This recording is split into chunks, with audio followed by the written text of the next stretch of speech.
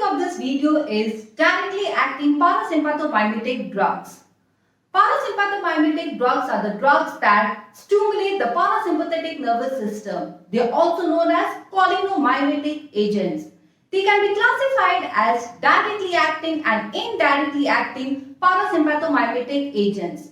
The directly acting parasympathomimetic agents directly stimulate the cholinergic receptors, namely the muscarinic receptors and the nicotinic receptors, whereas the indirectly acting parasympathomimetic agents includes anticholinesterase. So these are the drugs that inhibit the cholinesterase enzyme, increasing the concentration of acetylcholine and enhancing the cholinergic neurotransmission. Thus, both directly and indirectly acting parasympathomimetic agents enhance cholinergic neurotransmission. In this video, we will be focusing our talk on directly acting parasympathomimetic drugs. The drugs are acetylcholine, which is the prototype agent, choline esters, which includes methacholine, carbachol and methanacol.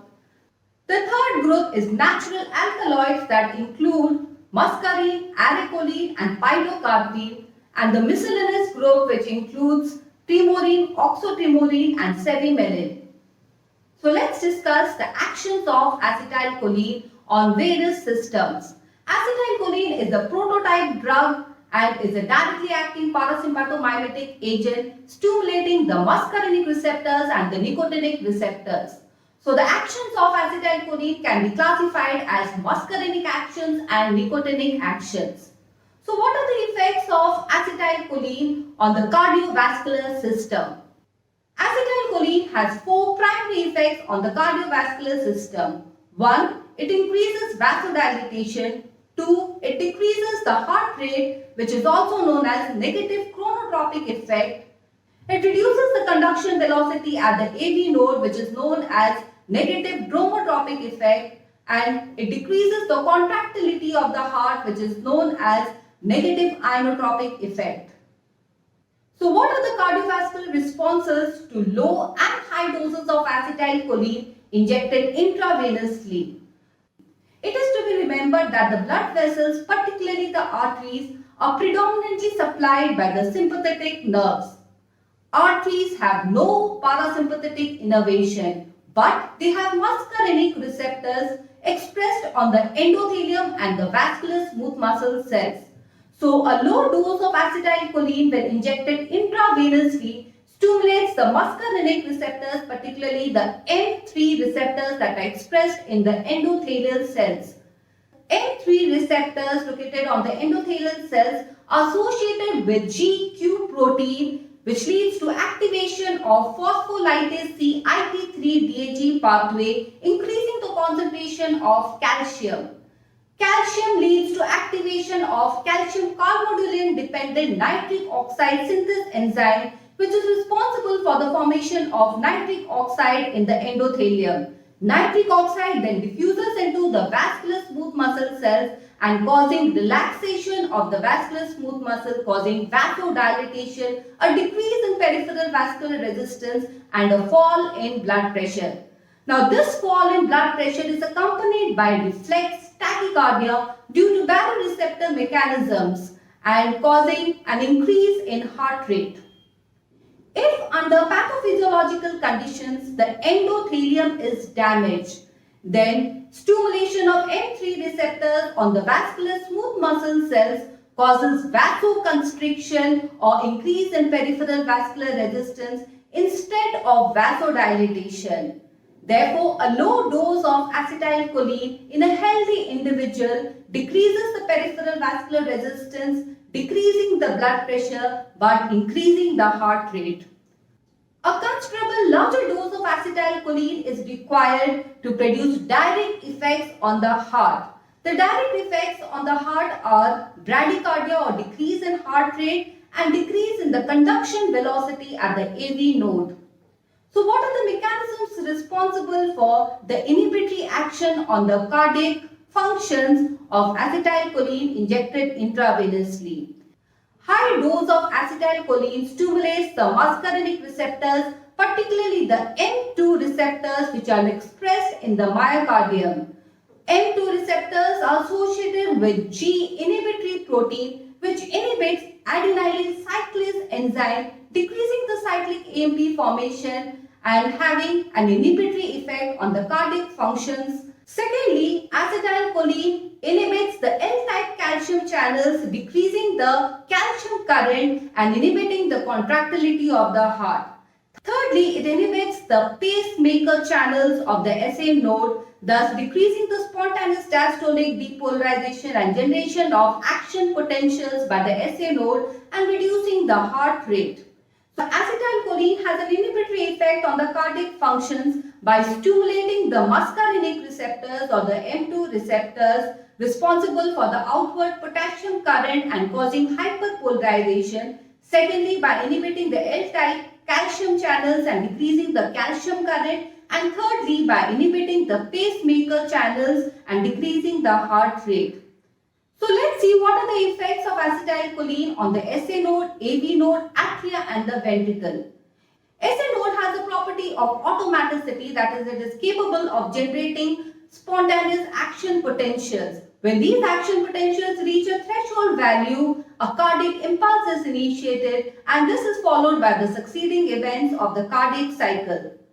So acetylcholine inhibits the spontaneous diastolic depolarization, inhibits the pacemaker current, thereby decreasing the heart rate.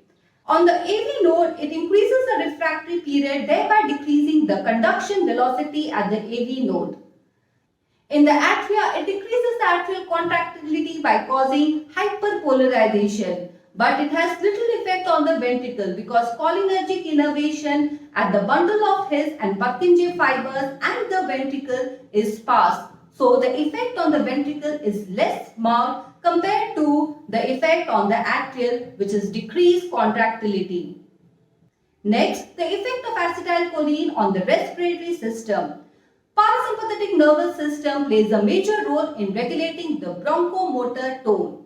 Stimulation of M3 receptors of the smooth muscles of the bronchial airways causes bronchoconstriction and increases the tracheobronchial secretion. This can lead to worsening of asthma. Next, effect of acetylcholine on urinary tract. Acetylcholine stimulates the M3 receptors of the smooth muscles of the urinary bladder, causing contraction of the detrusor muscle of the bladder and causing relaxation of the trigone and sphincter of the muscle, leading to voiding of urine. Next, the effect of acetylcholine on gastrointestinal tract. Stimulation of vagal input to the GI tract increases the tone of the smooth muscle, amplitude of contractions, and increases the secretory activity of the stomach and intestine. Next is the effect of acetylcholine on the secretory activity of various glands. Acetylcholine stimulates secretion from various glands such as nasopharyngeal, lacrimal, salivary, tracheobronchial, and gastric and intestinal glands. There is also increased sweating due to stimulation of cholinergic sympathetic innervation to the sweat glands. Next, what are the effects of acetylcholine on eye? Cholinergic innervation or muscarinic receptors are located in the circular muscle of the iris and the ciliary muscle of the eye. Stimulation of M3 receptors of the circular muscle of the iris causes constriction of the pupil, which is also known as miosis. Stimulation of M3 receptors of the ciliary muscle of the eye causes contraction of the ciliary muscle. This loosens the suspensory ligament of the eye, which holds the lens, and the lens becomes more convex. So as the lens becomes more convex, the eye is accommodated for near vision. Acetylcholine also facilitates the drainage of aqueous humor, and this reduces the intraocular pressure. Because it increases the secretions from various glands, it stimulates the lacrimal secretions, increasing lacrimation. Thus, acetylcholine causes constriction of the pupil. The eye is focused for near vision. There is a reduction in the intraocular pressure and there is increased lacrimal secretions. Next, we move on to the nicotinic actions of acetylcholine. The nicotinic receptors are of two types, NM or muscle type of nicotinic receptor and NN or neuronal type of nicotinic receptors. The NM or muscle type of nicotinic receptors are located in the neuromuscular junction.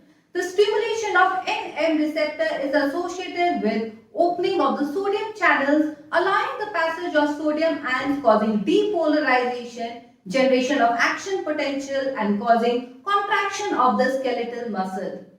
The NN or neuronal type of nicotinic receptors are found in all autonomic ganglion.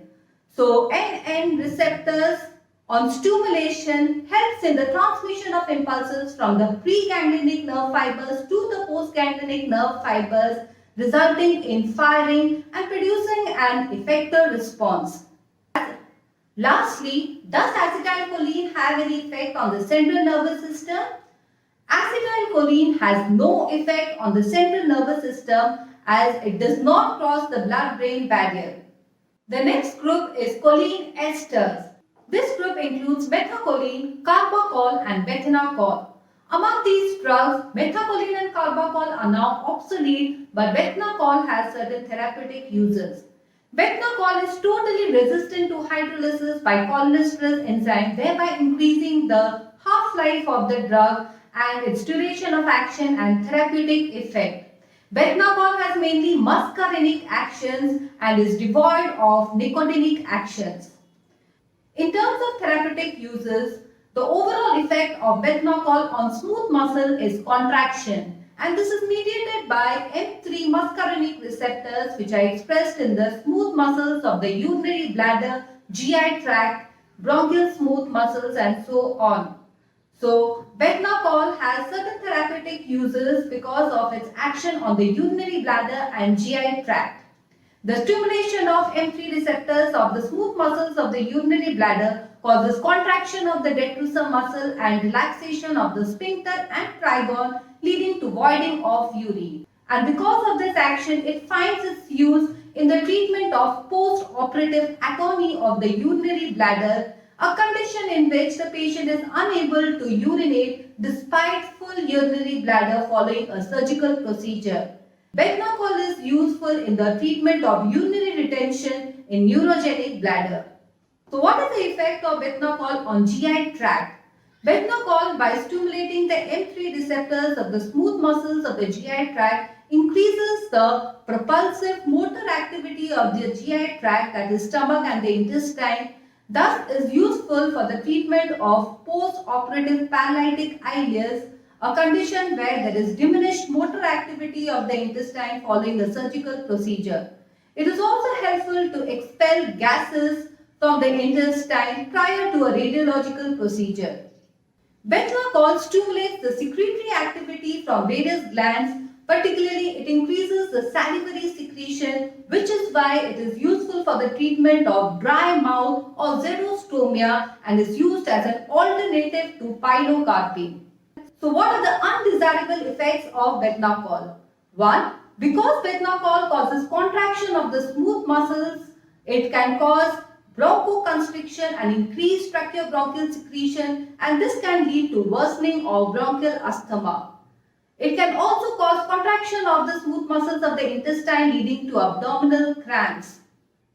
Thirdly, it increases sweating and salivation, which is undesirable in a healthy individual. And fourthly, it can cause meiosis and spasm of accommodation for distant vision. So what are the contraindications of methanacol? Methanacol is contraindicated in bronchial asthma because it causes bronchoconstriction. It is contraindicated in peptic ulcer because it promotes gastric acid secretion, and also in myocardial infarction because there is a danger of conduction block. So what is the precaution that is required with methanacol? Methanacol should not be administered intravenously as it is toxic when used systemically. The next group of directly acting parasympathomimetic agents is natural alkaloids, and this group includes muscarine, aracholine and pilocarpine. Muscarine is obtained from Amanita muscaria, that is from mushrooms. It has no therapeutic value, but toxicity can result from mushroom poisoning. The treatment for mushroom poisoning is atropine administration and supportive measures for breathing and circulation. The next is acetylcholine, which is obtained from areca or betel nut. It has no therapeutic value. The third drug is pilocarpine, which is obtained from the leaves of Pilocarpia jaborandi. It is a tertiary amine and can easily penetrate the blood-brain barrier and can penetrate the cornea.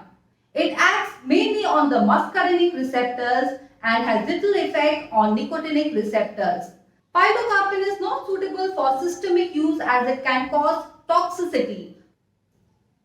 Pulmonary edema is a serious consequence of systemic therapy with pilocarpine. The therapeutic uses of pilocarpine are 1. Pilocarpine reduces the intraocular pressure in the eye and therefore it is used for the treatment of open-angle glaucoma. Secondly, it produces meiosis and counteracts the mydriatic effect of atropine. Thirdly, it helps to break the adhesions between the iris and the lens. The next therapeutic use of pilocarpine is it acts as a cyanogogue, which means it stimulates the salivary secretions. Therefore, it is useful for the treatment of dry mouth or xerostomia in conditions such as Sjogren's syndrome, Zika syndrome, and so on. It is also useful in patients who have undergone laryngeal surgery and stimulates the salivary secretions and improves the oral well-being of the patient. Radiation therapy to the head, neck, throat can reduce the salivary secretions and induce swallowing difficulties, speech difficulties, and impair the quality of life of the patient. So pilocarpine, by acting as a cyanogogue, stimulates the salivary secretion, improves the oral well-being and the quality of life of the patient. The next category is miscellaneous drugs. These drugs include tremorine and oxotremorine, cevimeline. Tremorine and oxotremorine are synthetic tertiary amines. They are not used therapeutically, but they are used as investigative research tools to simulate Parkinsonian-like symptoms in animal models. The next drug is cevimeline. Cevimeline is used in the treatment of xerostomia or dry mouth in patients undergoing cancer chemotherapy or suffering from diseases such as Sjogren's syndrome, Zika syndrome, and so on. The side effects are decreased visual acuity in central field and diarrhea. With this, we come to the end of directly acting parasympathomimetic agents or cholinomimetic agents. These are my references. Thanks for watching. Please like, subscribe and share.